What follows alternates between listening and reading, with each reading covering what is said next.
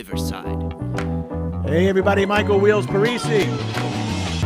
How not to bomb, everybody. Everybody's got a story. Welcome to the show, as always. Got a great guest today. I'm going to bring him on in just a little while.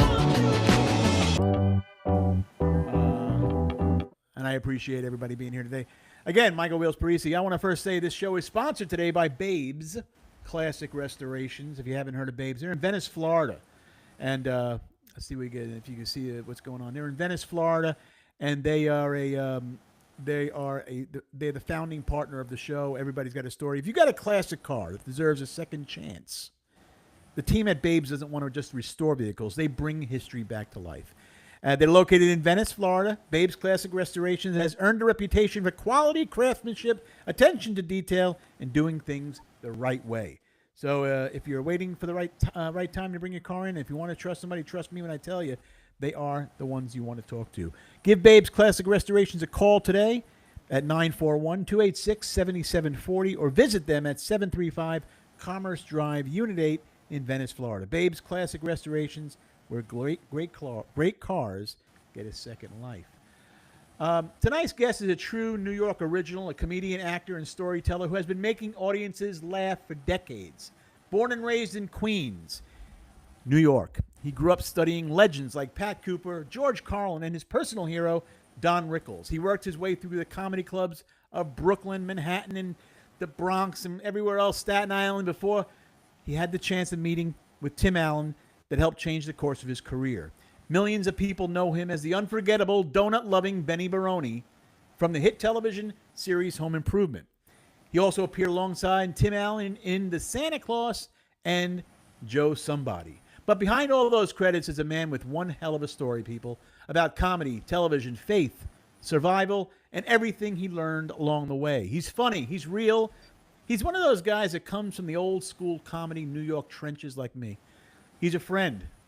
Ladies and gentlemen, please put your hands together for the very funny, fantastic Jim Labriola, everybody. Jim Labriola. All right. All right. They love you. They love you. They love you already. They love you around. That was beautiful, man. Thank you. Great studio audience. I love these people. Thank you, guys. They're nice, and they loved you. Right? They knew you were going to be here, and they were, this is your crowd. Great audience. And to be honest with you, this is actually your crowd. The people that listen to this show is our crowd. It's the real. It's our age, 50s, 60s, 70s. Grew up in the same time and area. So you've been in the business a long time, Jim. We go back, I guess, 30 some odd years. I mean, really. I mean, we didn't hang out every night of the week back in the day, but we were in the same clubs and we did a lot of the same thing. Before we get into all the comedy world, Jim, I want to ask you, before Home Improvement and before Tim Allen, before the millions of people who knew you as Benny, who is that kid from Queens? And when did he realize that being funny might actually become his life one day? That's a good question. First of all, I want to say it's an honor to be here, Mike. Thank you. Thank you very much. To be on your show. You do a great job. Phenomenal guest. And well, you picked me as one of the guests, and I want to say thank you for that. It's an honor to be here. Couldn't wait. That's a good question. I grew up in Corona, Queens, very unique neighborhood too, all Italian back then. And, I love comedy from till the day I can remember. I mean, I loved watching it on TV.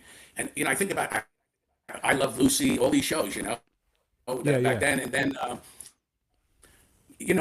would remember watching women like Toady Fields, Oh yeah, I remember. And Phyllis Diller. And why I bring up a lot of, it was so tough for them back then. But this little guy here loved women comics because my 4 aunts, my father had 4 sisters growing up in Corona, and they all had truck driver mouths, but were funny. My Aunt Lucy sold bootleg cigarettes for the boys for 12 years in her house. So I was always around funny women, and that's why I love funny comics. But, it attracted me. My family was naturally funny or crazy. There was no middle. They were funny, they would hit you on the head with a pipe, and then a week later, we're all out to dinner talking about hit you on the head with a pipe, and it was material. And you laughed at getting hit in the head with a pipe. Everybody laughed at that. Yeah, you laughed about it. Remember the time when he left the attic door open and Daddy hit him on the head with the And he had a pipe, and, concussion. Remember and, that? yeah, and we would just sit around the table. And I was the youngest of five. So there's a lot of years between me and my brother were 14 years, my other sister 13 years, my brother 10 years between us, and then me and my sister 3 years. So there was a lot of, they would sit around and tell these stories. I wasn't even born yet. Right. And I would just go, yeah, I remember, yeah, right. Right. But it was a great neighborhood to grow Well, up in. did you grow up in a typical Italian American household? I mean, was it a typical? Yes. And what was great about the neighborhood is my grandfather, he spoke broken English from Italy, but he was a successful businessman. He used to dig out basements with the horses. Yeah. But he owned houses in Corona, like 3, 4 houses. I learned about this for back then. And then the house on 103rd Street, he lived upstairs. And then my Aunt Millie and her 2 kids lived with him. And my Aunt Julie was downstairs with 9 kids. My Aunt Lucy lived up the block, selling the bootleg. Everybody lived in the neighborhood. It was, you could walk. What was so great, you walked to all your family. Your cousins, your aunts, your grandparents. It was a beautiful time back then. Christmas Eve was a beautiful time back then. Oh my! Everybody would God, go to yeah, you stop at one house for a drink, then you stop at the next house for a drink. As you got older, before you got back home, you already buzzed. The sausage came out of the oven. Yeah. When I got older, I learned to buy one bottle of booze, and you would just bring it, and then when you left, you took it and you brought it to the next house. Yeah. So one bottle, I got like 10 ounces out of it. And do you? But that's what the uniqueness was. Growing up that way, yeah. Everybody was there. Yeah. Do you miss those times? I mean, do you wish they could relive it for a week? Yes. Yeah. Yes. I've been watching these things on I don't know if you ever see them on YouTube, and it's like you go back to 1957 or 19. I don't know how they do it. It must be all AI. Oh yeah, like Christmas 1950s. Yeah, and they show you how beautiful it was, and you really feel it. The way they do it, it's like doo-wop music. They got one of my favorite is New York 1950, which I was born 157. But it's 57. The people, the cars, everything, and they go with the music. And there's a bunch of them. California, you go back 1956. But yeah, if I could, I've seen. I would love to go back. I would love to go back to Corona back in the late 50s, early 60s. Without a doubt. That's what I think Corona was where the Lemon Ice King was, if I remember correctly. Yeah, that it's funny. My friend, growing up, Vinny Babaccio owns it now, but there used to be the Gaulle. The original owner of the Gaulle, he just sat in a chair like that, never moved. Except if you did something, he'd chase you, throw a rock at you. Then his son took over when he died. He sat in the same chair, honest to God, never moved. But Vinny took it over. Vinny was a great ball player. I used to play with my cousin Dennis and all. And you always, if I see Vinny today, I'll spend 2 hours with him talking if he's there. When I'm in Do you get back to New York at all? Do you ever get back to the old neighborhood ever? Not as much as I used to. Definitely not. I used to get back when I lived in LA doing the show. I was back at least 6 to 8 times a year, and that's when I used to come do the Guido show too. But now this is the longest I've been away from home. Right. Probably the last thing I did was a film with Colin Quinn. I did something in Brooklyn, and even then I started noticing changes. And big changes. Oh, it's got to be at least 6 years. That's the longest I've ever been away. And now they got this friggin' mayor in Mundummy. Who the fuck? This guy's he's gonna ruin the city. They gotta get. They gotta ruin it. It's already ruined. I tell you. Yeah. How do you? The problem is the people that don't want it didn't vote. How are you gonna? They come out with like what? That's 8 to 12% voters. How do you? The guy said everything he's going to do. He's not going to do. He's a communist. Right. They hide under this socialist thing. People, please, if you got complete communism, go look at every country that they've had socialism or communism. It never worked. And there's a reason we have to build a wall in this country to keep them out. These countries have a wall to keep them in. Big difference. Do you think if Curtis Sliwa would have never ran, that it might be a different turnout? Yeah. The sad thing is, I respect Curtis for when we grew up, it was bad. New York was bad in a different way. The crime, and here's the guy that did something. He got the guardian angels and all that. When you saw him on the subway, you felt safe. Right. And he would have made a difference. He would have been tough on crime. But there come a point where you got to look at it. He should have looked at it and said, because I would have loved him to win personally. Yeah, me too. The other guy I would have too. Him, right. A murderer of elderly people. Right.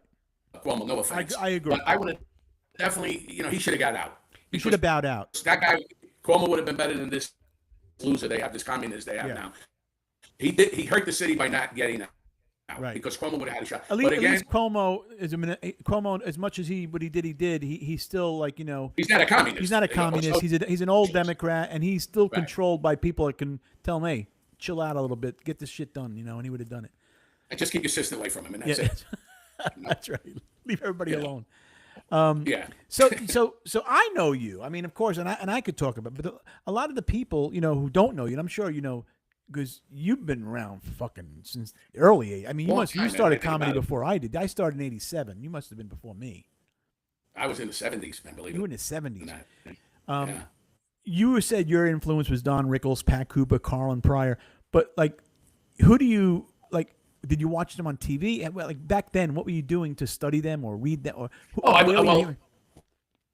I would watch the Tonight Show, and Don Rickles automatically became my guy. Yeah. My energy level, he's the guy, and I had that in school, quickness, and sometimes you have they that would call me- Rickles-esque about you. Yeah. Yeah. Yeah, they would call me the Italian Don Rickles, but then we sit around and listen to Pat Cooper albums Right. every Sunday with the macaronis. My Right. whole family, brothers and sisters, would sit. What a different time, and you would just cry. Yeah. And when you think about it, Pat was not just a joke; he was a storyteller. Storyteller, yeah. Italian weddings, did this, and I would listen to him. And then when I got a little older, I started listening to George Carlin albums. He was my idol. I knew his act backwards and forward. And then Richard, come on, Richard Pryor, which till this day, the biggest compliment, it didn't have to jump, but it's one of those things, Michael, where you think, did this really happen? I was at the comedy store one night, Yeah. and I was sitting in the back with Mitzi. Richard was sitting in the back with Mitzi. I didn't see it, Richard Pryor. That's when he would come in during the week and get up when he was starting to shake. Sure. And I didn't know he was there, which is probably good, but when I got off doing my set, he called me over like this, and I said, "Oh, Mr. Pryor," and he looked right in my eye with his finger was shaking. He goes, "You a funny man. Yeah. You a funny man." And I just looked at him and said, "Thank you, Mr. Pryor. Thank you so much." How humbling And was that? Yeah, I mean, I there's just- nothing. yeah. That's like when you turn into a fucking little kid again. Like you just, how do you? I didn't know what to say. It's even like I said, it's one of those I happened. Did that really? Yeah. I know it wasn't drinking or drugging or nothing. It was real. But for him to call me over and look at me and say, "You funny man," then it was so nice. Later on, I got to help him up there a few times. When he would go up Right. and sit Oh, that's down. nice. Yeah, I got to do that later on because I That's never great. forgot what he Yes. said. Comedy Store was a very special place. I mean, I love the store. That was God, that was a great place.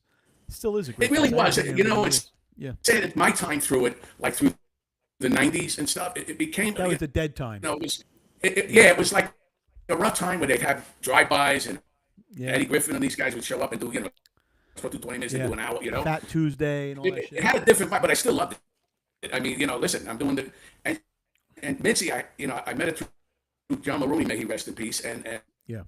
she loved my comedy, and then I actually started doing the big room pretty quick, Yeah. so. Oh yeah, you escalated pretty quick there. You got Yeah, I you did. got escalated. I did, and then I went to the Laugh Factory. The Improv was okay. I went there when Yeah. I was being managed by, but I just the vibe there, it wasn't my cup of tea. I agree. Yeah, for whatever Did you ever reason. get a chance to tell? Did you ever get a chance to tell Don Rickles, at least Don Rickles or Pat Cooper?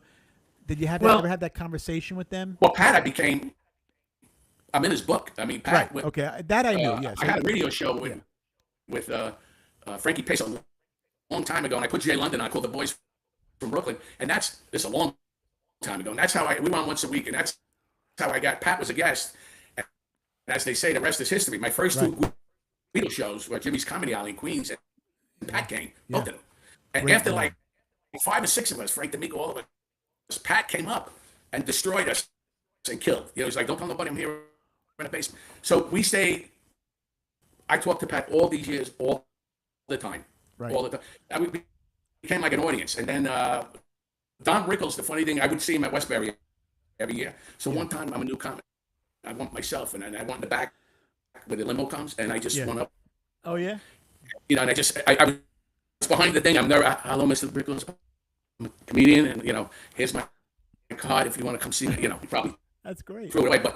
But Richard Lewis, who was one of my dearest friends, he played his father on a sitcom that didn't really last, but he showed me outtakes years ago. He knew I was a fan. Yeah. And I was going to meet him many times for dinner, but it never worked out. Oh. So I never got to meet my idol on a one-on-one. But they say that's a good thing, maybe. Yeah, sometimes it is. Sometimes when you meet somebody in the business and when you like them, like I always liked Robert De Niro, and then I met him and I'm like, this guy's a fucking asshole. I didn't like him. I lost my life. It's sad. They say, yeah. Yeah. Well, Jonathan Limpus also, Richard Lewis put me in an F Uncle. They talked for years. Yeah. These guys needed an audience. Right. And before you know it, I would just cry for half an hour. They would just talk horrible things to each other. It's Right. hysterical. And then he called me Guido. I got a nickname, and that lasted about 2-3 years. And then again, when I was going to go to dinner, he invited us. I had my "It's a Mad Mad World" tape, and he died. So Yeah. But I have those that memories. Those memories. I go back to Pat Cooper, but you know who's really a very underrated comedian as far as I'm concerned that never got it like Pat Cooper was Luke Carey, and I used to love Luke Carey. Do you remember him, Bacala? I heard that name, Luke Carey. Yeah.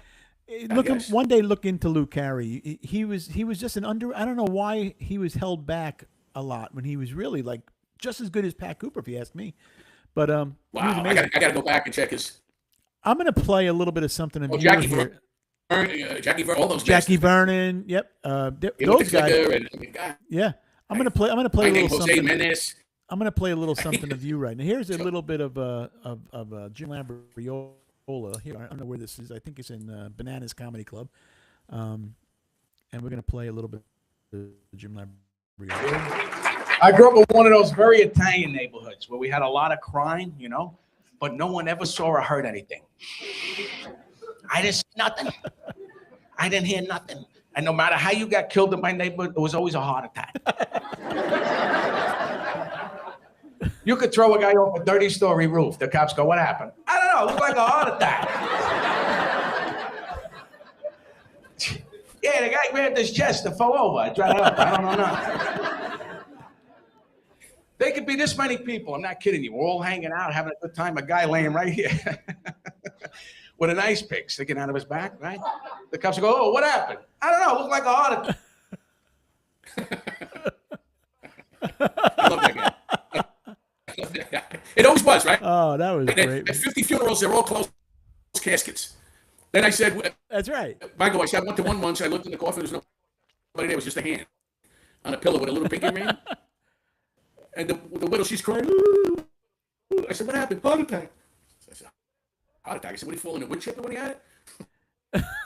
But he had a heart attack back in those days. That was So then you started opening. You were I believe was it Governor's Comedy Club where you met Tim?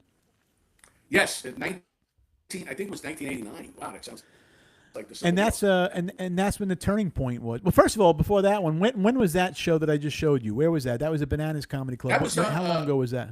Called Bananas. It was kind of like a clean comedy show, Yeah. Thing, and I don't even remember. God, I forget where it was. Actually, it's a while ago. I forget where it was, but it was a lot of fun because I also did some funny. They interviewed me in between it, and me in the interview, I couldn't get through the stuff. I would laugh so much, But it was a nice family crowd. It was good. Yeah, I think that might have been Bananas Comedy Club. I think they had it in King. I know there was one in King of Prussia in Pennsylvania. I performed over there. But so what happened that night? You met opening for Tim at Governor's, and then that's the night where everything kind of just took a pivot. With I didn't even know who Tim was. Honest to God, at that time he was the hottest comic in the country. I didn't know him back then either. Yeah, he had that Showtime special, Men of Pigs, and he was making selling out clubs all across the country. People would come with 2 boats, pig noses. Here's the miracle. You don't talk about God at the seating. I remember, I think it was through that book, Governors, and she called me and said, Jim, could you work this weekend as an MC?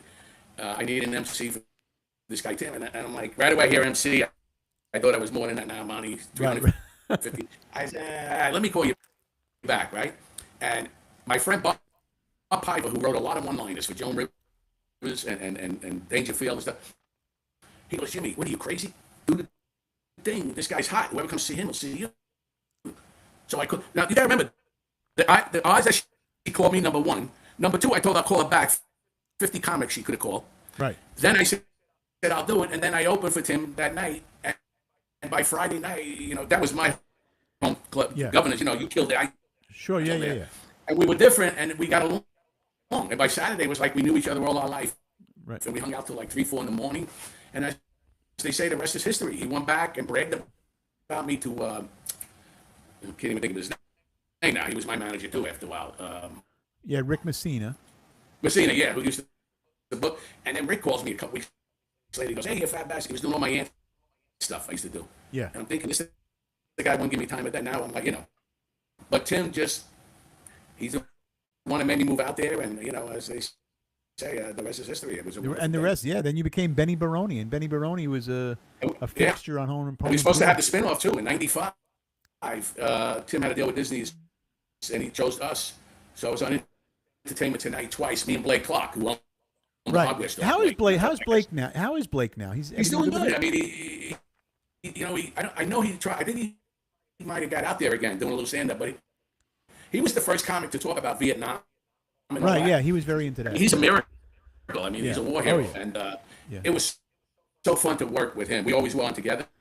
He owned the hardware store. I was Tim's close friend. I never worked, but then they did two big stories on us. Me and Blake. They came to the set. They came to. That's when it was a big deal. To be honest. What was it like though behind the scenes when the cameras weren't on and nobody was watching? It was great. It was great. It wasn't no show. It was a great atmosphere. Tim being a Friday night after tape and everybody go out. It was a great. It wasn't like you hear that like Coach. Right. You remember that? I heard he was not a nice guy to be around. Yeah, I heard that was a shitty you show. hear this. There's other guys that come on our show guest star. Yeah, even So on Dice's show, those shows back then, it was always a lot of tension. That's what I say. The tension. We had Tim was a comic. Everybody laughed. Everybody had a great time. Like I said, everybody, cameraman, everybody on Friday night. It was great. And then me and Blake were supposed to, and then we were weeks away. And I don't know what happened. They didn't do it. And then 2 years later, they were supposed to do it again. I had a deal and everything, but we were depressed for a year.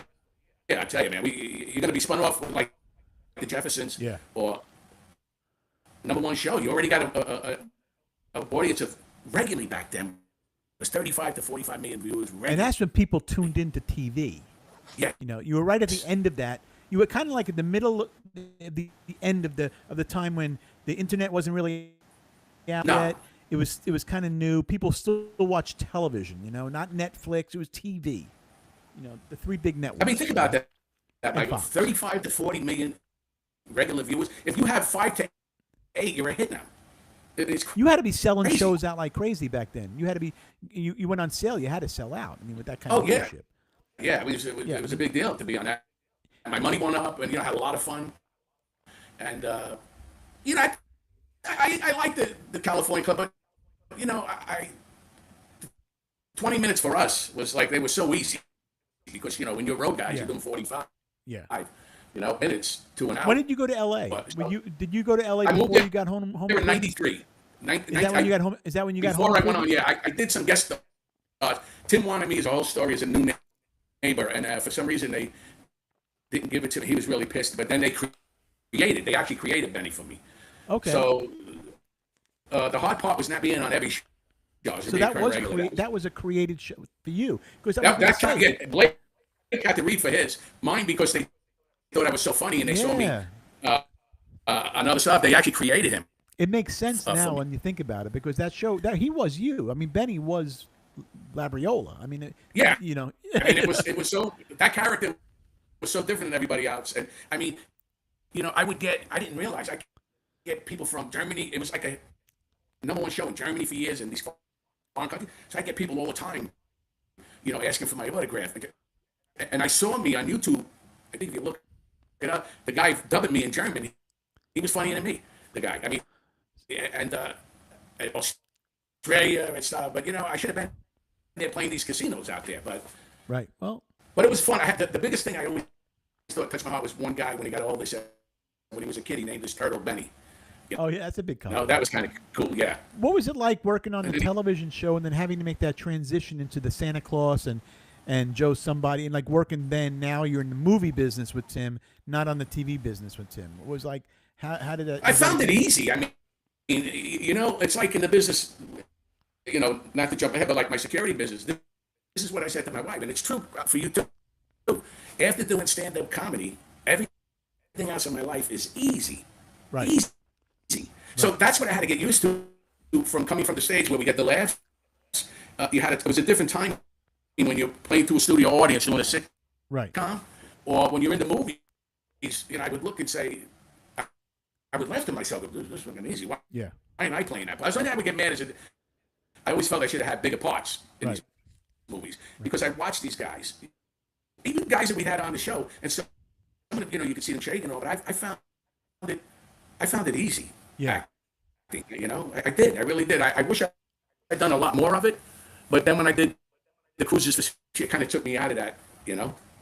I think that what's interesting is you mentioned something earlier when we were talking on the phone off camera about like going on stage and being able to kill, knowing that we can. But we're very humble people, and we thank you so much, and other comedians, I don't know how you do it.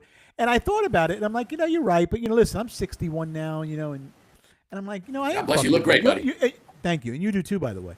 Thanks, man. And you can't tell me because I know we have egos. We have to have them. I mean, anybody who says they don't have egos is full of shit. We have to have them. And you know damn well that when you walk on that stage, that the person going up after you is going to have to work their ass off. You know what you bring to the table. You can't tell me that I just like having fun. Bullshit.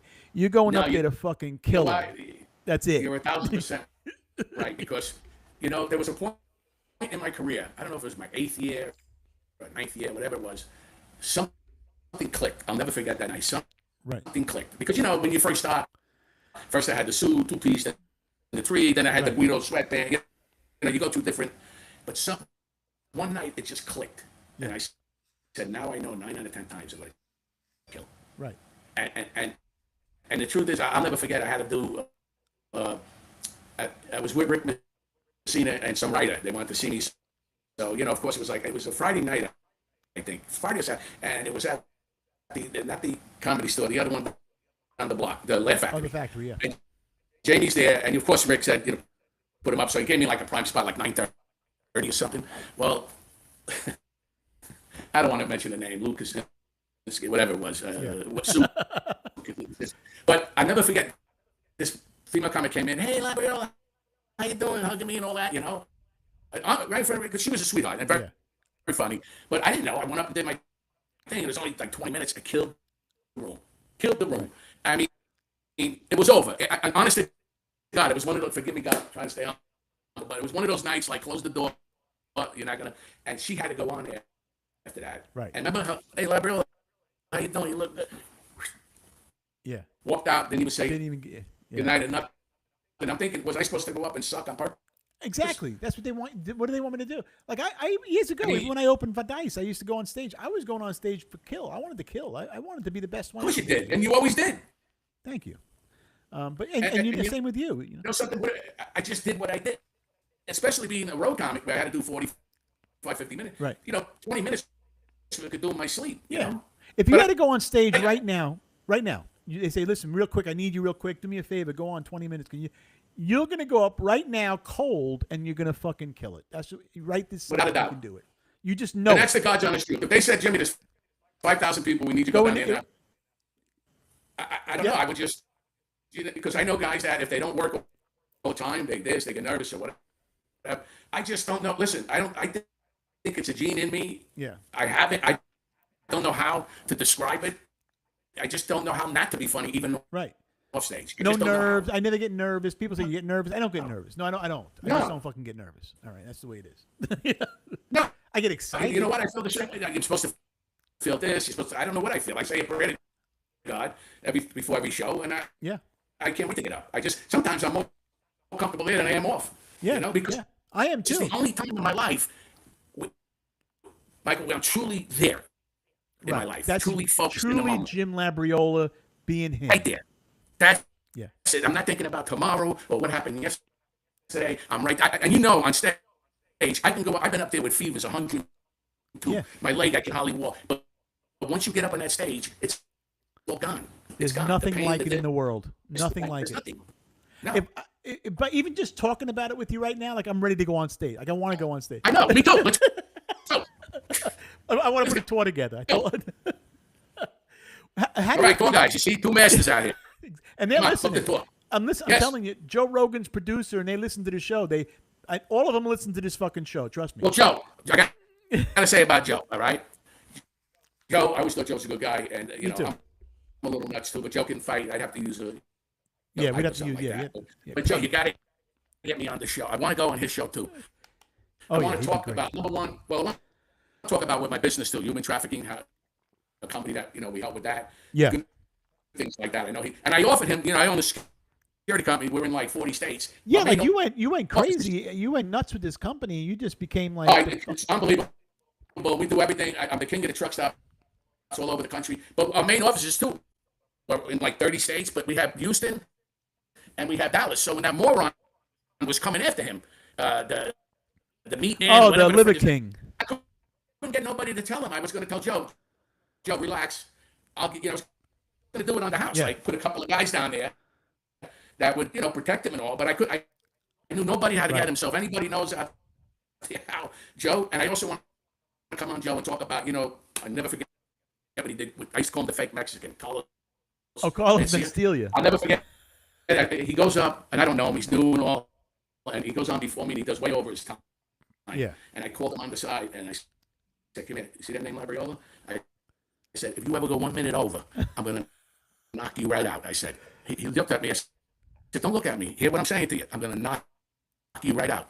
And he didn't say a word. Okay, no, I don't do it. And then I gave him the name, the fake Mexican. So when Joe did that, I was like, yeah. So I was there that I want to day. do that. There's another comic backstage, but you all know who it is. Which I one? wanted to talk about that on there. But anyway, Joe, look, if you don't have to book me. If not, I'm gonna hurt you on your staff. If you don't, I'll be over there in the morning. no, but you know what? You got to give the guy credit, man. I mean, he's had a great sitcom career, a comedy career. Then he does the fighting. He's a phenomenal announcer. I mean, he's very, very bad. We all know Joe from backstage at the Comedy Store too. We know what kind of guy he was. yeah, I never He was got to always- realize just tying the bike then, But Yeah, and he was always a very nice guy. I got along with Joe well. Him and I did shows together. Mitzi did what she did. Look at me. She stole my idea with the Guido. With the yeah, not even She was that, but literally took your idea. Like that was just. Yeah, she was after me for 2 years to do it. I gotta say, I kept ducking. But she didn't just take And the then one idea, day she Jim. just She puts took it the up. whole title of the show. Like she just took the whole fucking thing. And then I said, Yeah. I went there with Frank D'Amico and his man, and then she wouldn't show up because the guy said that night. I gotta admit, her son's romance. Oh, I didn't know. I'll take it right down. So a couple of comics, I said, listen, that's not my show. That's my show. And I owned the name, by the way. Right. So Rick Messina said, look, let her do what she's got to do, and then we'll sue her. So a couple of comics, I let them know, and I said, listen, now that you know it's not my show, no problem. You want to do it, but I'm going to do your act, your whole act, and make Yep. it funny. And I did. I told these guys Yep. straight out. So if you want to do it, go ahead, but don't. I'm telling you now, I'm going to do your act. And a couple of guys didn't do it. Yeah, she just took it. Yeah. That, and But anyway, they getting did, off that. they did the whole thing. She did the whole thing. But like Rick Messina how's Rick Messina, by the way? Do you guys still keep in I contact with haven't Rick? talked to him in years. No, I haven't talked to him in a long. Were you one of the guys who time. would go up to his house every Sunday back Oh, in the yeah. day? Yeah, in the beginning, yeah, all the time, yeah. Everybody was there. Yeah. I was never invited. Not that I was invited. I just never went up there. I was never invited up there. I mean, I was younger then at the time. I wasn't really. Yeah, we had a never good very time, established. And stuff. I mean, I was excited. Listen, I'm from New York. The first time I moved in '93, I found so many reasons not to for a year and a half. Because New York was my friend's family. And then one guy said to me, I'll never forget. One of my friends said, "Listen, Jimmy, what's the worst that could happen? You come back." Right. And then I fell in love with it. And when I was there through the '90s, it was a different California. I don't Oh yeah. even remember seeing a homeless guy. But then Oh. again, you had a Republican mayor and a Republican governor at the time.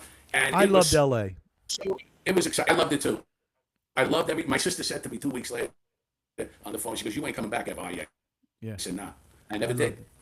I was out there from 1990 to 2013, and I loved every. I wish we second got of it. together. I guess we were doing our own thing, but I wish me and you. Yeah. And then I got to know Dice, and a lot of guys that I kept quiet with. They had their thing at mine, but Yeah. then we got to know each other. It was pretty cool. And then we would talk. Matter of fact, I got to say, he called me 8 times at least when he had the sitcom. Uh-huh. He called me. I got to say that.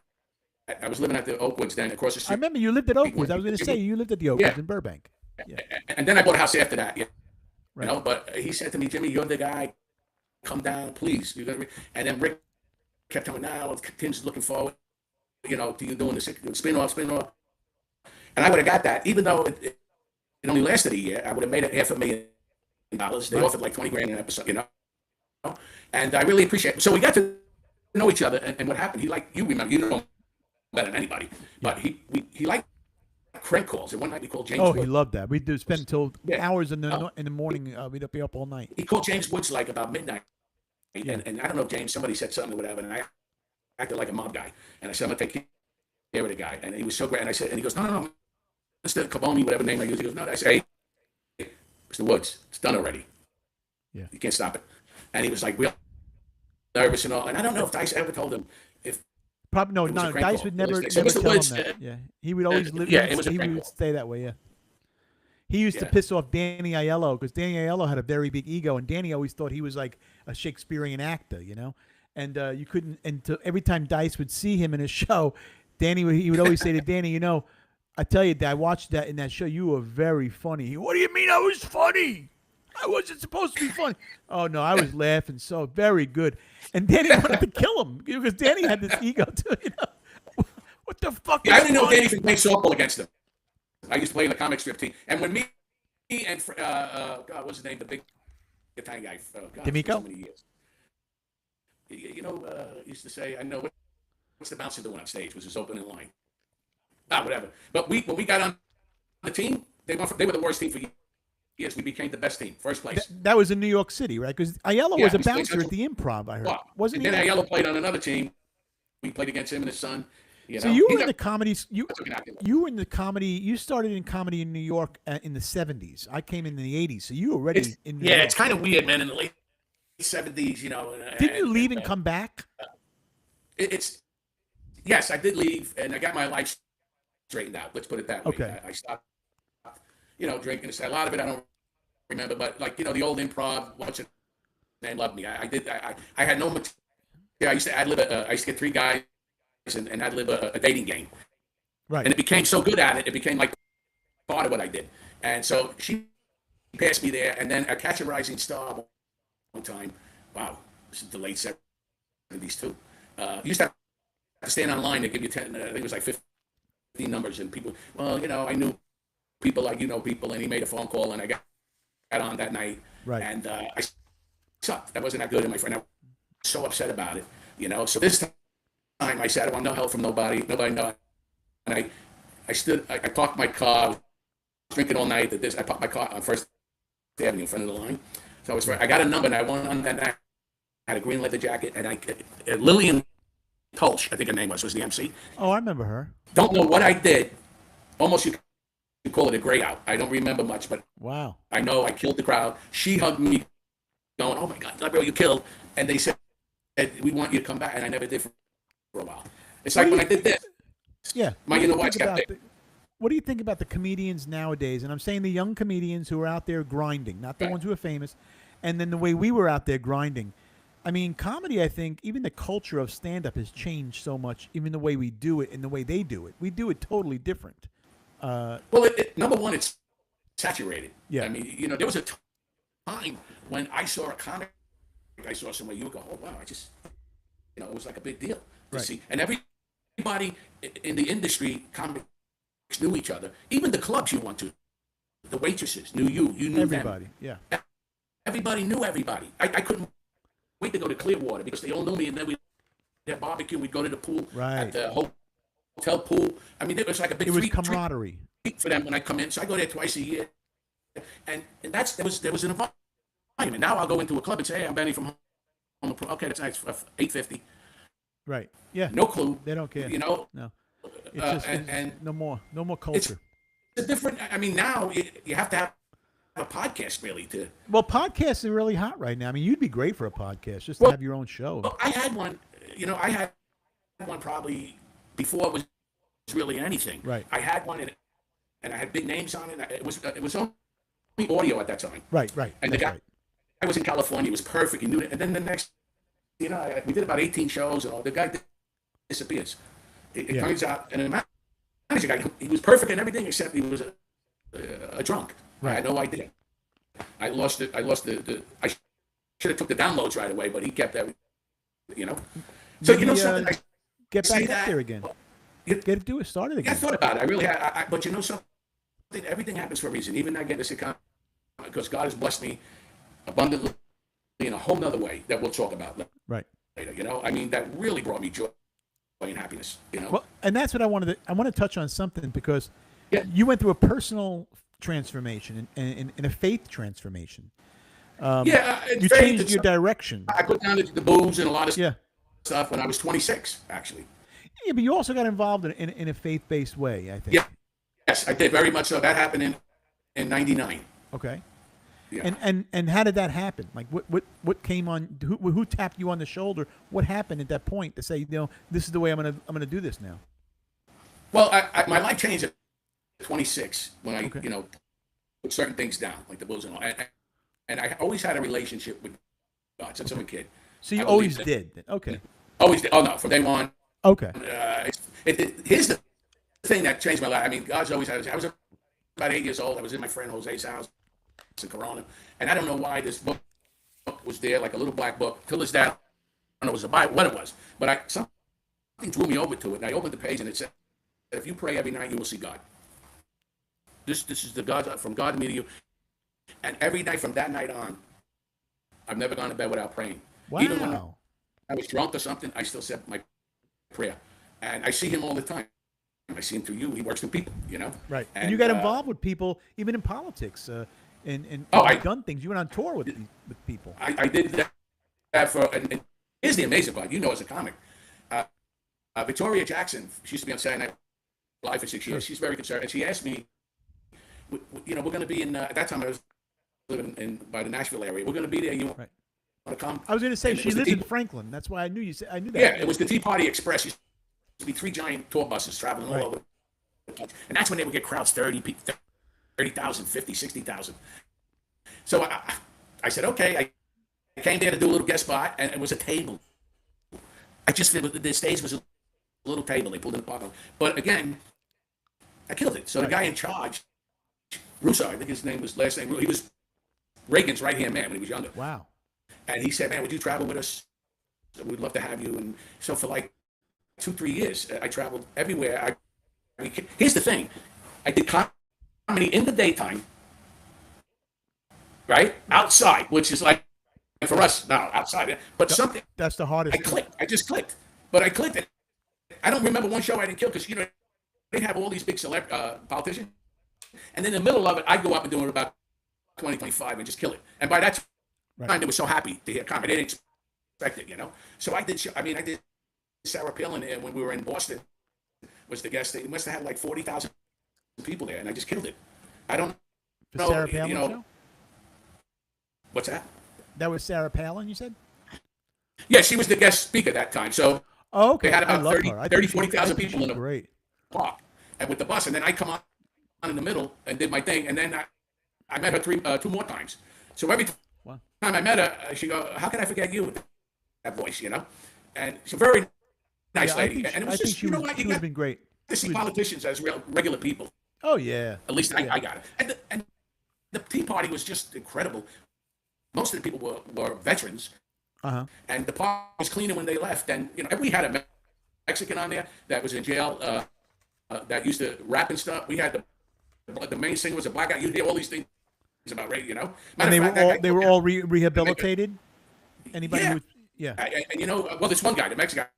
The other guys were famous. He was a black singer, and we had people on the bus, and it became like a little family. It was wonderful time. And who was the one gentleman that you were very good friends with? I think he was a big politician. I mean, you were like his buddy. Governor Huckabee. Huckabee, yes. Yes. How did that happen? I know you guys are very thick. You close. I mean, when I say thick, very close, very close. His daughter too, love her, and she's governor now. I know. So he was. That was another thing, a God thing. You know, I had my agents then call up to go on his show when he was on Fox. You know, he had a great show. He was #1 on the weekend because he was smart. He had a studio audience, and they didn't want him to have a studio, but he knew enough because he's a bass player. He loves music. Oh, is he really? Yeah. And then once I went on there, if everybody look at the tape of me on there, I killed it. I'm not, you know, it's a little heavier than too, but I from the chair, I did this thing about looking for Bin Laden, and the rating thing blew up, up, and we went to dinner, and we were over 3 hours.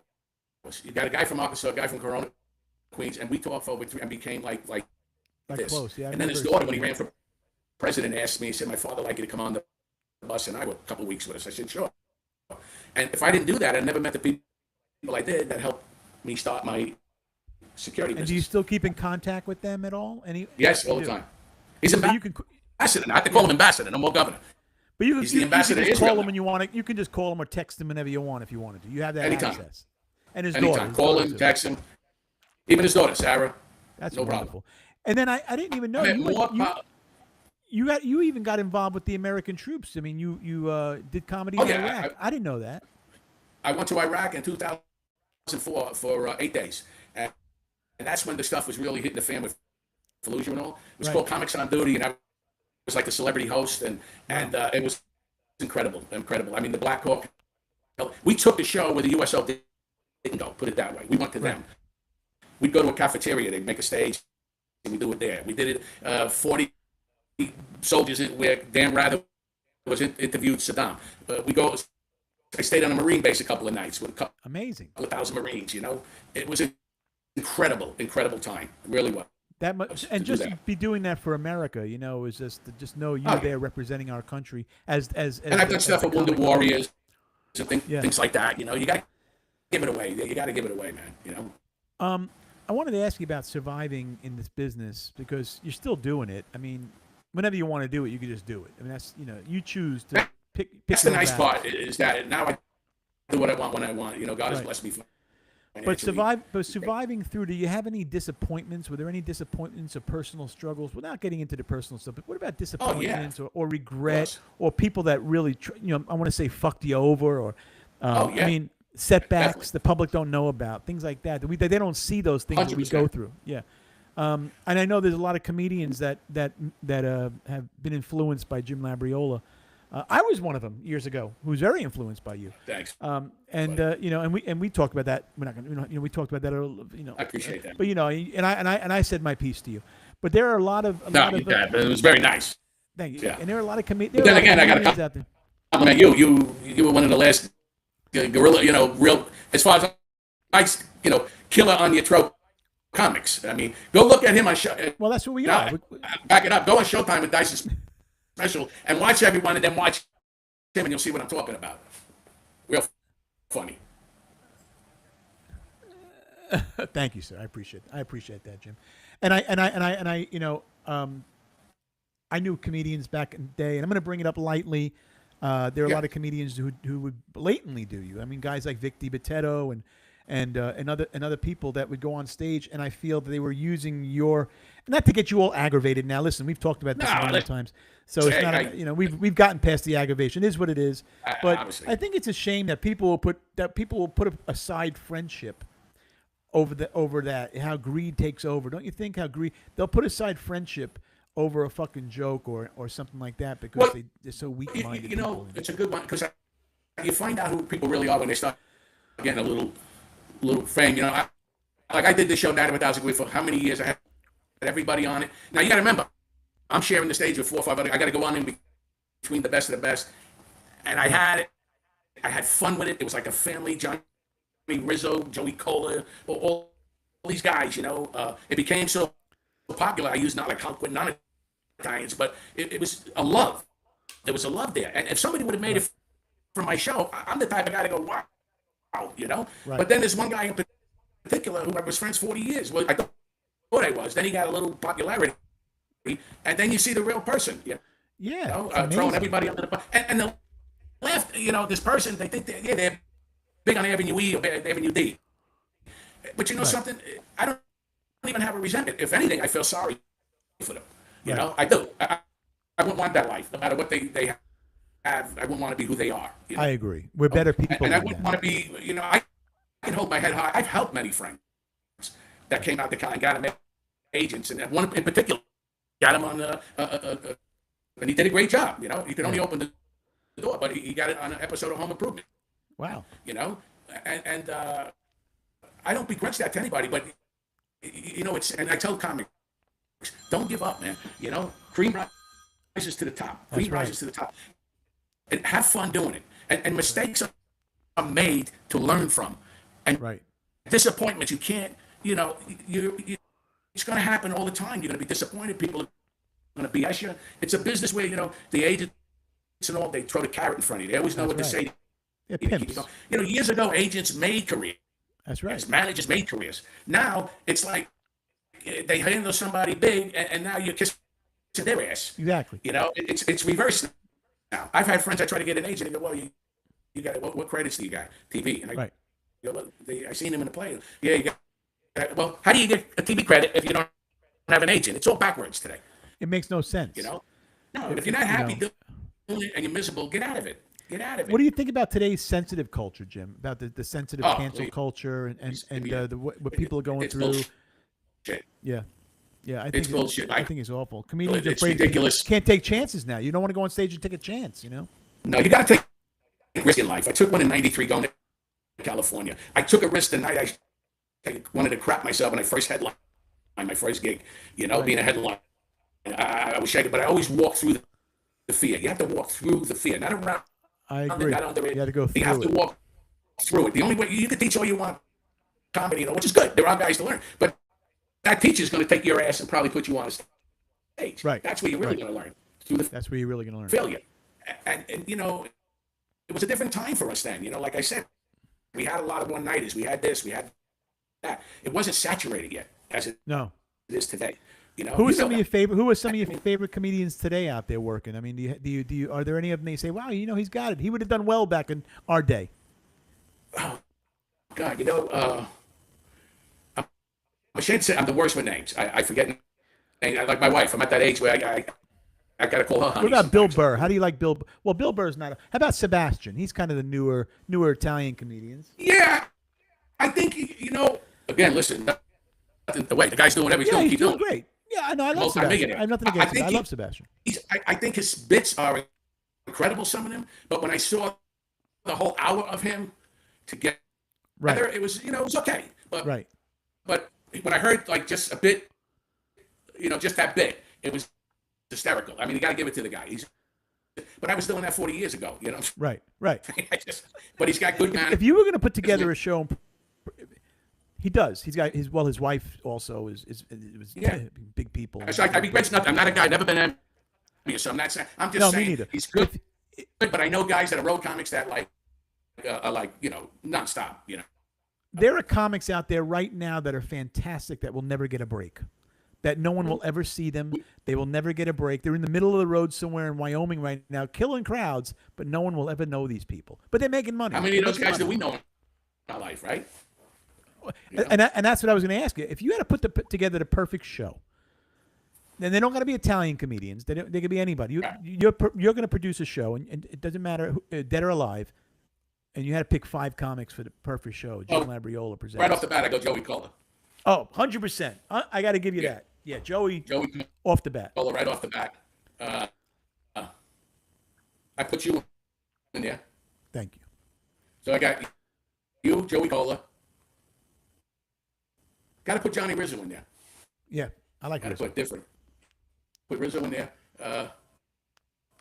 Wow, guys, I know. That's a good one. Al Romero, Great choice. home run hitter all the time. Always comes through.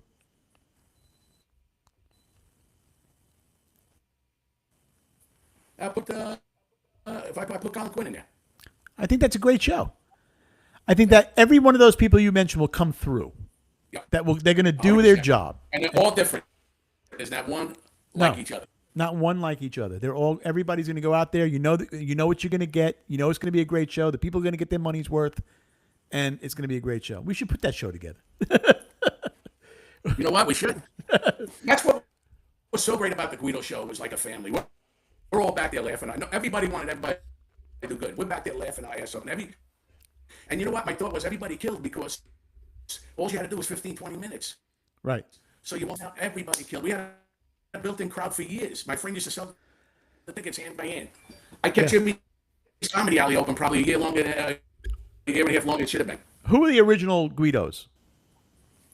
The original Guidos was Frank D'Amico, was Okay. one of them. That Vic. That guy Vic. Yeah. Man of a Thousand Acts. Uh, and then, what did I say? Frank D'Amico, Johnny Rizzo, Joey Cola. And Ray Romano did a couple of them, too. Did he really? Ray Romano. Yeah, Wow. yeah. I like Ray. Wow, there's a lot of, yeah, those were the original guys I would use. What's the Italian guy we first said used to have the bad wig or whatever? I asked how he's doing. Is he still alive? I forgot. I just remember I said, he said, yeah, you think he might have went to jail or something. Oh, Richie Triola. Richie Triola was one of them I used in the beginning. He was great. I You used to know? like him with the guitar, you know? Yeah. Oh, and the great Santangelo. Oh, of course, yes. Wow. We used to use him just as the great Santangelo. You know, when he did that was the funniest 10 minutes in show business, that magician. When he did You ever had So, Chips Cooney in any of your shows? Remember Chips? Chips Cooney. Yeah, that's Chips, the You great know, the Santangelo. Okay, yeah, okay, the magician. I love the frustrated. Yeah, he's the He used to magician. he would get frustrated on his act, throw the fucking thing down. He was the best. Yeah, but we used to call it the funniest 10 minutes in show business. He never talked, too. Never talked. He never talked. He just did a Just bad frustrated magician. and aggravated. Yeah, he was great. It's magic. Remember, and we used to advertise it as he makes it snow on stage. Yeah. And then he would go like this. He had one of those snow blow, things for Christmas. Cover it, go like this, and go, it's with the music going, it's magic. Snow on stage. Do you remember this guy years ago? I forgot his name. If you watch television back in the day, he used to go on stage during the 70s, and he'd go on. And he'd have his hands out and he'd go na na na na na na na na na na na Oh, yeah. na na na. No, no. Of course. Who the fuck was this guy? I loved him. I know, hysterical. Na na na na. And he used to do the two fingers like it was a big deal. Or what's The best. my name? Jose Jimenez. I asked for that. He used to do all the different characters. Jose Jimenez. Yeah, yeah, Those yeah. guys were brilliant back then. Brilliant. I used to watch Brilliant. the Johnny Carson show when I was 7 years old. I told my mother I wanted to be a comedian. She let me watch the Johnny Carson show, and I knew right away this is going to be my life, you know. And that's why I empathize with what you said. Okay, so behind the laughter, Jim, people know you're on stage. They see you in the movies. They see you on TV. You're an entrepreneur. You got a big company in security world. You're the king of the truck stops. They see you at the Comedy Store. You give advice. All this stuff. But what do you think is the most misunderstood about you, Jim? What do people you think might think of you that is misunderstood? Wow, that's just good questions. That they don't Misunderstood. realize about Jim Labriola. That Jim Labriola really likes his down quiet time. Oh yeah, Yeah. you're more of an introvert like me. You don't care. You don't want to On be my, around people. on my personal, on my other life, I can't help but be funny. I mean, after a show, and especially in a comedy club, you're doing a show for them again at the bar. You're still going. Right, right. But maybe some people thought I was an angry guy or something, or I mean, I got a temper. I used to be a teamster, Yeah. But I really enjoy helping people. If I can help somebody, I think what people don't realize is I love to be an encourager. My wife Okay. always says you're an encourager.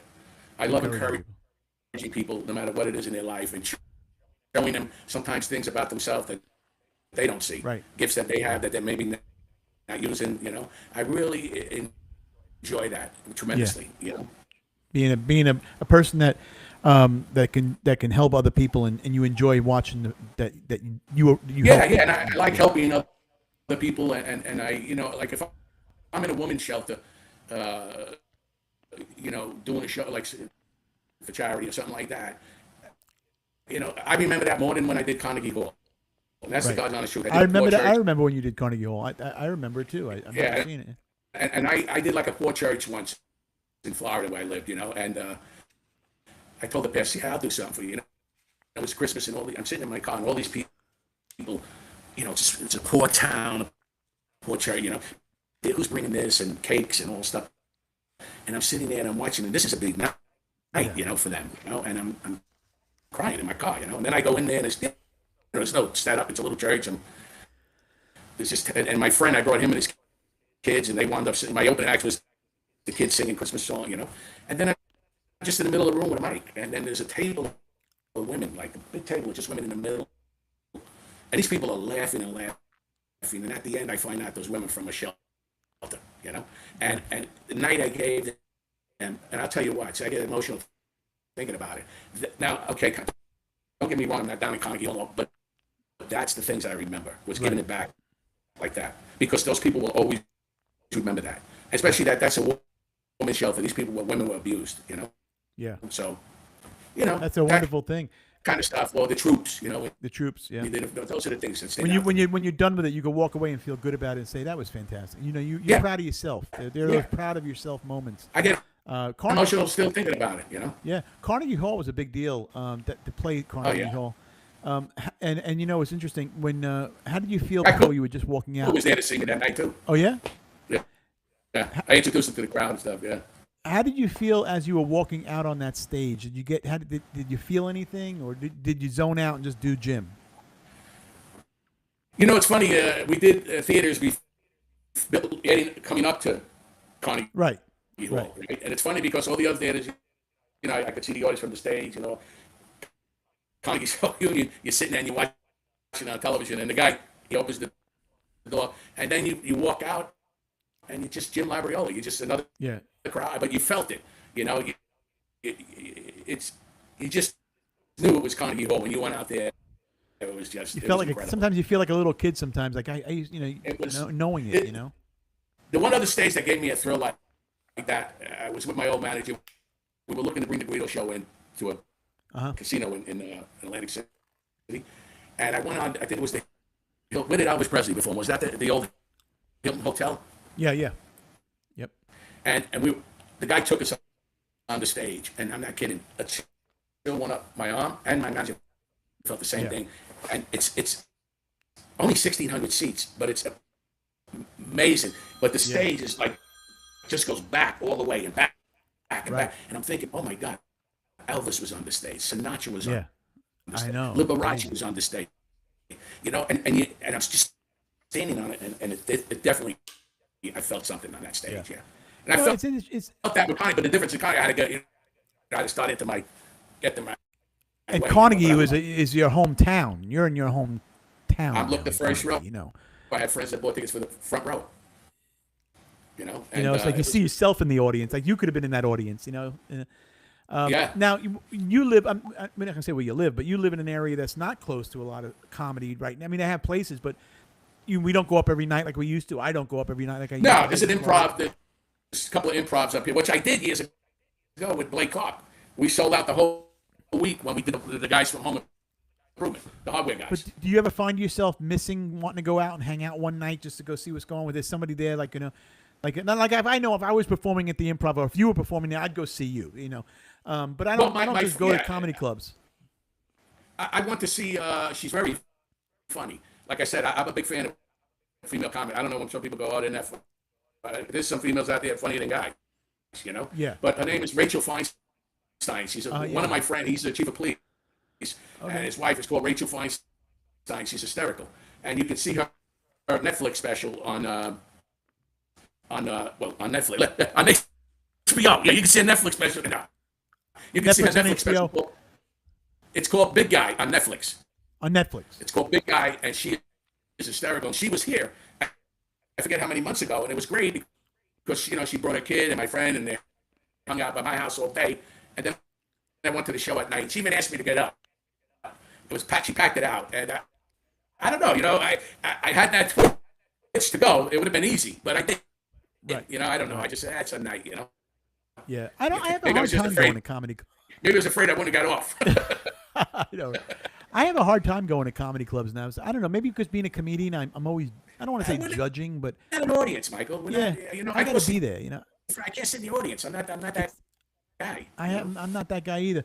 All right, so wow, we did. This was a great show. I mean, there's definitely going to be a part 2 for this one, but we did an hour and 4 minutes, and No, it feels like we've been doing this thing. Yeah, but I got to ask you, closing question, and this is after everything you experienced, the laughs, the television, Hollywood, I mean, faith, the hard years. What does Jim Labriola know today that the young comedian comedians in New York or the circuit need to desperately know about this business? Number one, don't make it your God. Don't make it your all. Right. Don't make it, if I get there, my life's going to get better and everything's going to be wonderful. Right. Get yourself corrected first. It's not going to be you making. See, I've been blessed to be on the top of the mountain to see what it's really like and what it is. And so have you. Get yourself together first. Get your relationship with God or whatever you want to do. Something better than you. If you need medication, whatever, get your head together and realize, be happy now. It is the journey of it. It's not going to be the destination. There's a lot of guys in this business, Belushi, I use Robert Williams, you know, they got the destination. Sure. It's the journey. Enjoy every minute of it. Enjoy the friendships that you make on the journey. Stick with the winners, not the whiners. You know, there's a lot of backstabbing in any business, but a lot in this business. And don't make it, be happy now. Get yourself mentally, spiritually, physically, and emotionally in good shape now. And then go out there and believe in yourself. Believe in who you are. Believe in your God. Don't believe in these so-called, I call them bar owners, club owners, and all that. That's why I made my own show. It's bar business. They don't care. Everybody's an expert. Oh, dress this way. Oh, don't do that, Joe. Be who you are.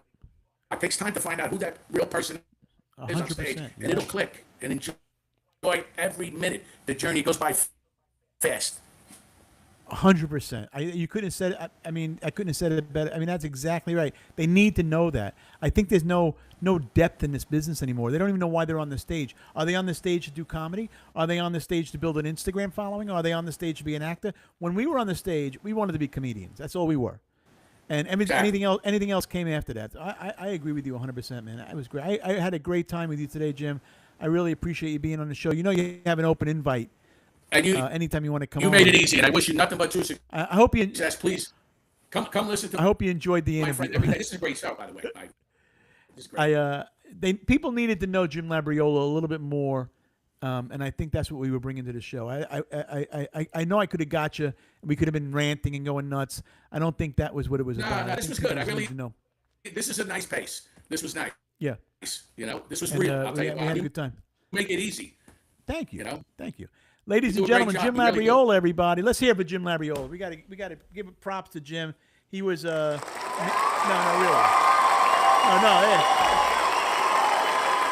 No, this is the way they are, Jim. You don't know. They come out every week. What a crowd. This is New York crowd. Beautiful. No, they really no. These are ex-New Yorkers.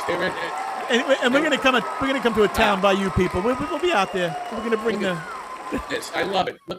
Bless you all. God bless each and every one of you.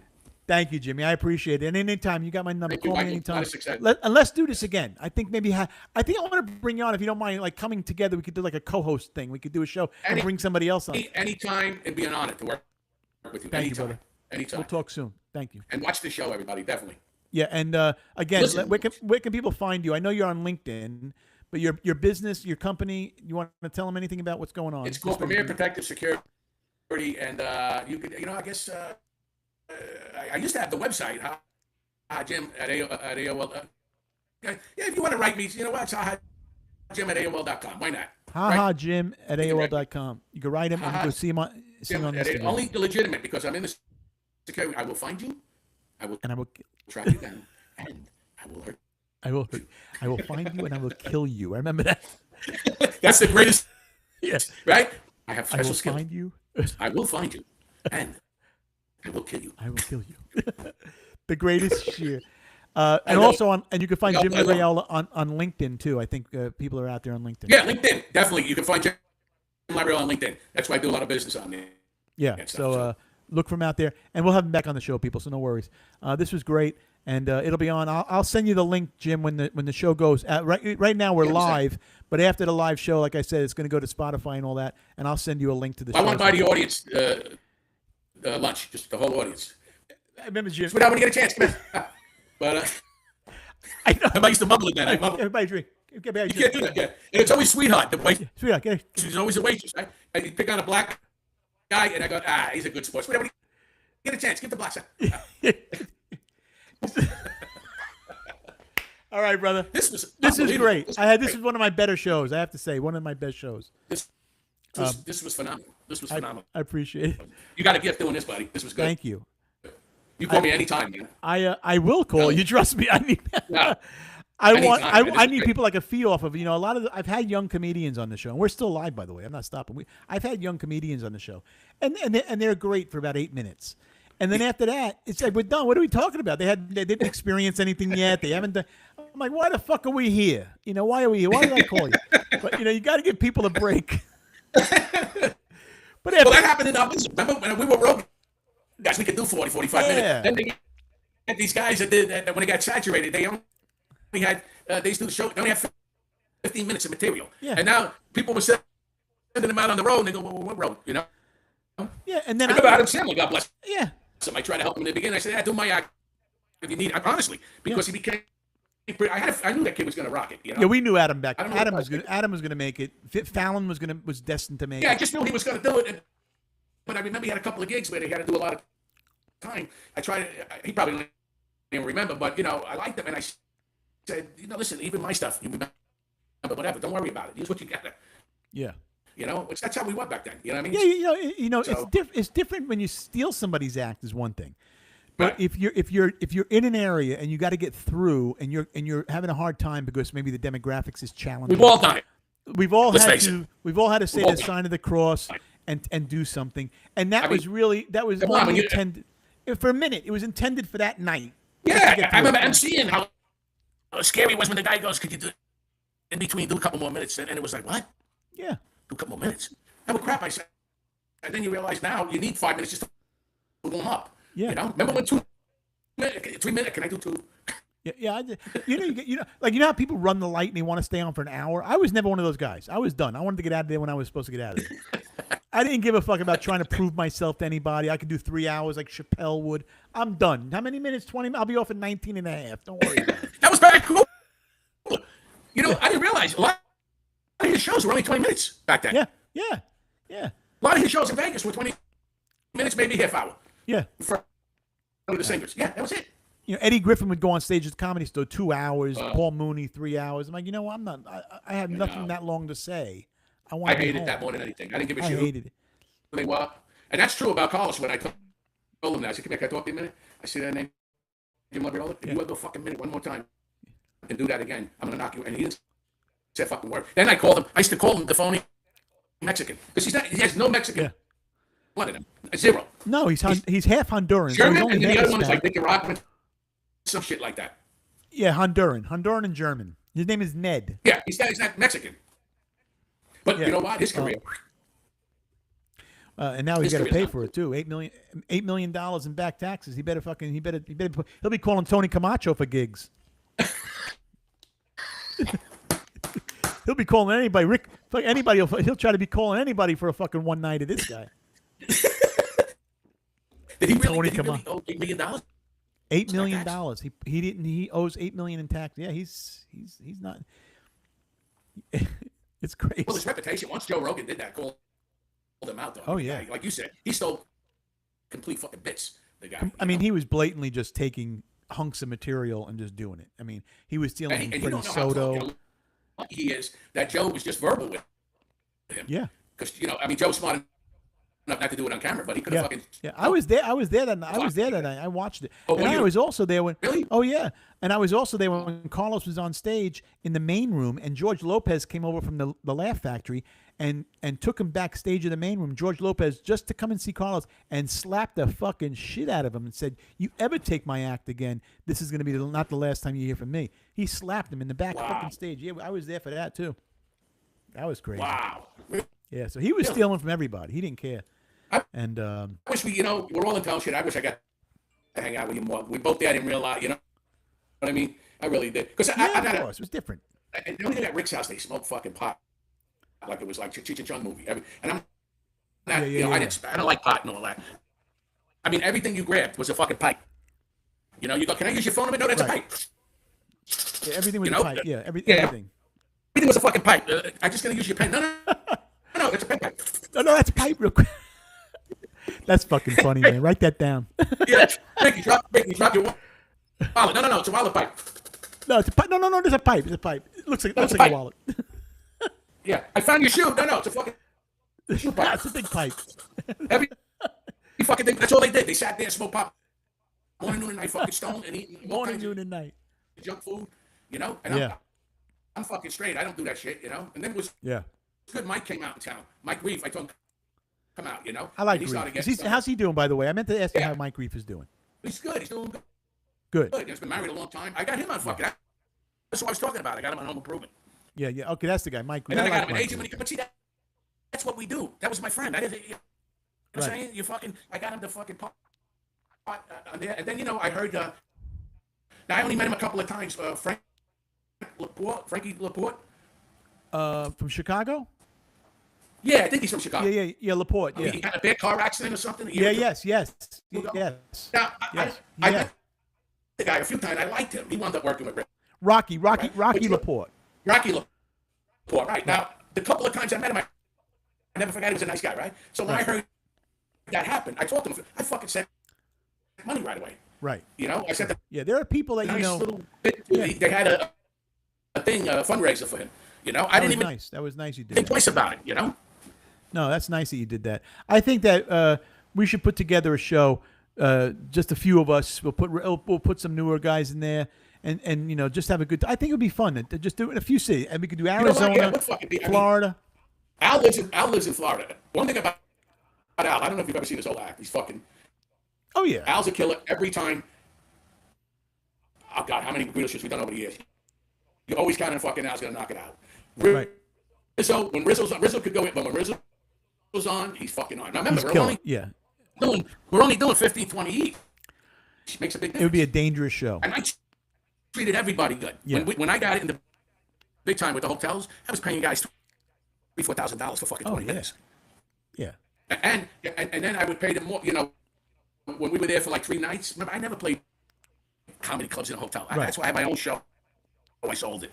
The guys would be picked up with limousines, their wives. You know what I mean? And remember, with the show, so You much treated I them used the to way it was supposed to be done. get per diem.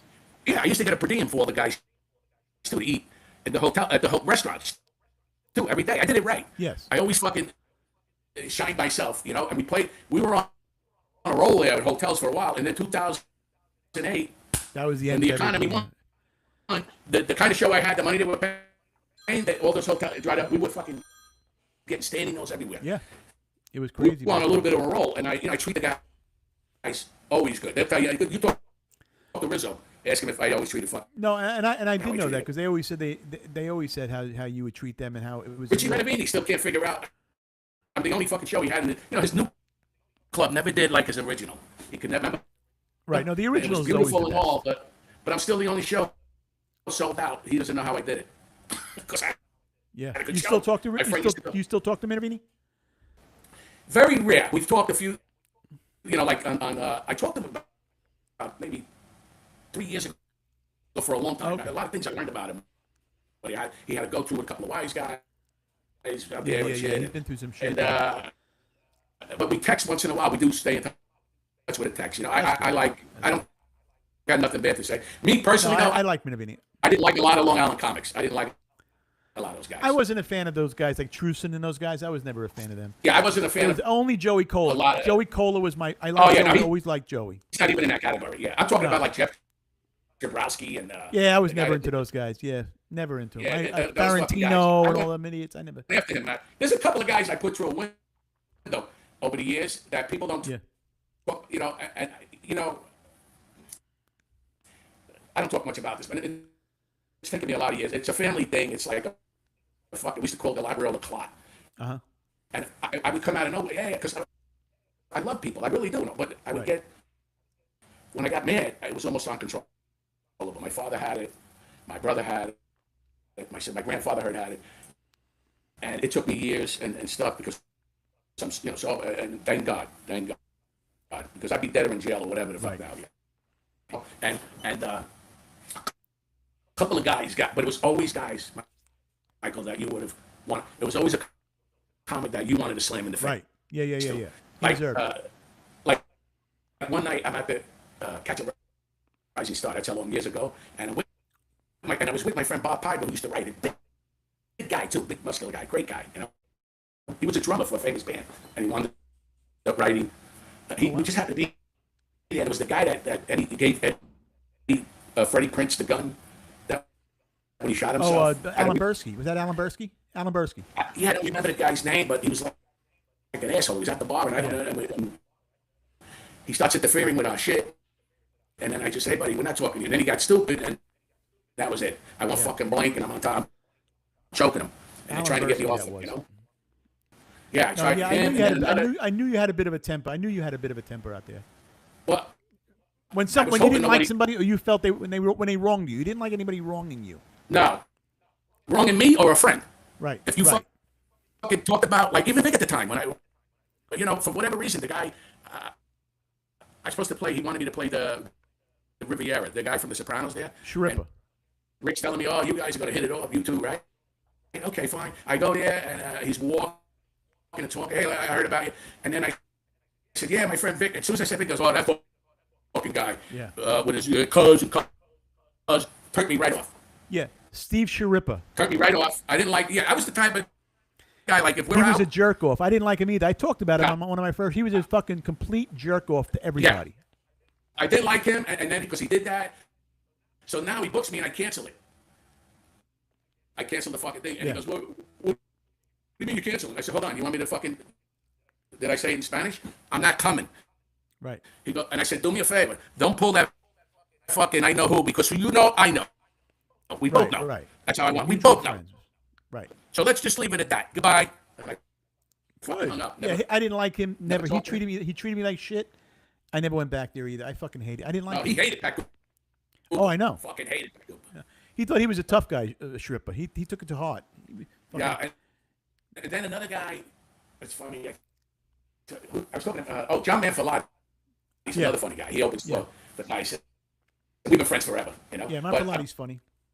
I'm laughing because one night I never talk about these things, put a guy. I don't want. But one night I got into him. He goes like, "Really, you're fucking sick bastard." I said, "No, you fucking was like the guy that used to remember what was his name from Long Island," and I liked it at first. But he used to change to the German guy. He'd come out as a German guy, and then he would change to the regular guy he was. Yeah, I remember, but I can't remember his name. God. Matter of fact, he got caught for some child stuff. Oh yeah. Yeah, he was pretty popular at one time. He come out as Klaus Meyer, the fucking German, and then halfway in his act, he would just switch over to him. And the crowd would be like, "What just happened?" I gotta research that. Jim Myers, that was his name. Jim Myers. I don't remember him. Yeah. So one time, I'm playing in Jersey at one night, and it's him and his friend, of course, they're together, and I don't know if I was in the middle, whatever I was, and I'm standing at the end of the bar, and they keep looking at me and laughing. And they're fucking funny. I mean, it was obvious. So finally I just went over, "What's so fucking funny?" Ding! Him against the fucking wall. And then I told this friend, "Make a move and I'll stay between your fucking eye with a glass," something sick like that. And then, you know what it is? People not used to you. Right. Doing that. They think we're just funny all the time. They don't realize there's another switch. And then, but the one thing with me, when I would calm down, like then I run. Right. I get myself out of there because I know where I'm going, and I run. And then when I calm down, I do always go to the person. Yeah. Listen, I'm sorry, but then he did say, "No." Yeah, they know when I they're was an wrong. asshole. I should have. Yeah. They have to admit. It's happened. They're going to say. Back to a comic when I was there. Guy was a fucking complete jerk off. Some comedians have no class. They're assholes. So everybody that like I had a problem with, like became like this. Another comic, I put him against the fucking glass. I hated this kid, and he would make it obvious. Always when I was having that lady managing me, he'd always have a fucking sly zinger. Yeah, they do that because they want to be noticed. And that was it, man. I had it with the fucking zingers, and I zinged his head right against the fucking glass at Catch a Rising Star. Oh, I remember. Boom! I thought it was good. I was hoping this fucking head went through the glass, and then he never. I didn't see him a lot after that. I remember a lot of guys from Catch back in the day. Mike Robles used to play out there all the time. There was a guy, Danny Rebecca. Do you remember Danny Rebecca? Sounds. He was always in Dangerfield and stuff. Well, that was club at one time. Oh yeah. One time it was Catch a Ride. I mean, no club brought you up with a band, and those guys could play with any. Yeah, it was Catch. Because, Catch you know, was at one point was the club. Yeah, everybody Oh my wanted to God! be a And, Catch. and you know, at that time you had famous David Bowie be there. He'd go up and do a Yep. song. You know, the band could play with that, and they brought you up whatever song. You know, they Italian. You know. Oh yeah. And it was just an amazing. You'll never see that again. No. You know, Those family were the atmosphere. times, though. Those were the times when it was a different. It was really a culture. I think it was truly a culture. You know, nowadays it's more or less. I don't feel the culture of comedy now like it was on us. We looked out for each other. If we didn't like each other, we still look out for each other. Or Oh, you know, yeah. it was the way it was. No, without a doubt. Without Yeah. a doubt. There was a real culture there. We'd mean- see each other in the clubs. Hey, what are you doing? You know, and bringing each other up, and it was fun. We go to the diner afterwards with Otto and George, and it was a different time. You know. It was. You And my favorite town to perform in was Boston. That's the best time I had in my whole Great. career. What happened is that they got so popular out there, like Steve Sweeney, Oh those yeah, guys. those guys They- blew up. They were making a fortune. They didn't have to leave, but they needed new blood to come in the club. So, what's his name that used to book Catch a Rising Star? Oh my God, I forgot his fucking name already. But Newman. he would go out. So, Is it Newman? I forget. God, I knew him so good. Gay guy. Oh yeah, Fernandez. Was it Luis Fernandez? No. Yeah, Lewis. Right. I love Lewis. I'll Yeah, me too. never forget me and him were walking to the diner that was across the street. The Green Kitchen Yeah. I used to go to. Yeah. And we're walking, and I think it was St. Patty's Day, and all the drunks are out. So I'm walking with him, and this whole Jeep of guys comes by. He goes, "Hey, you faggots!" And right away, fuck you, and Yeah, Louis grabs turns me. into a. Well, they're half right. And I just started laughing. It was Yeah. great time. You're bringing a lot of smiles. It was great fun like that. It was. There was no. I used to drive Joy Behar home every night because I had a car because I lived in Queens. Nobody had a car. Right. So I was the guy always driving somebody home or whatever. And nobody talked politics. John. No, nobody cared. I didn't even know Jon Stewart was in the pod. He used to hang out in the back with his little notepad, fucking taking notes and doing his. Yeah, nobody cared. Nobody. gave a Like I shit.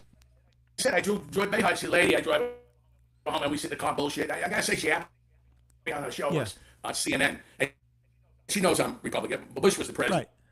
Right. Then, Yeah. But not only the free panel, I was leaving. She goes, "No, you're staying." She kept me on just one-on-one, but she treated me with As much as you know, as radical as she is as a Democrat, Yeah. radical as she is, and as strong as we are as patriots and conservatives, if we were in a room with Joy right now, just hanging out at a comedy club, you would never know none of us were that world. We would just do No. we would just have fun, laugh, and make fun of people. That's the way it is. But she was like, "Oh, I know you, Mr. Bush," but when I was on the show, and her producer was Larry Ambrose.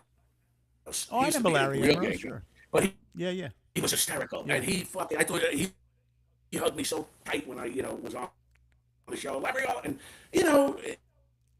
we had a community then. Like you said, Very, even if everybody who liked it, whatever, but it was a community. was. Today, it's a different world now. Now, I mean, we're selling out stadiums at some of these people and these guys couldn't shine your balls. no, no not offense. at all. Some- No, mean, I see some of and- them. and Like, it I shows saw that one recently. after a while they kind of.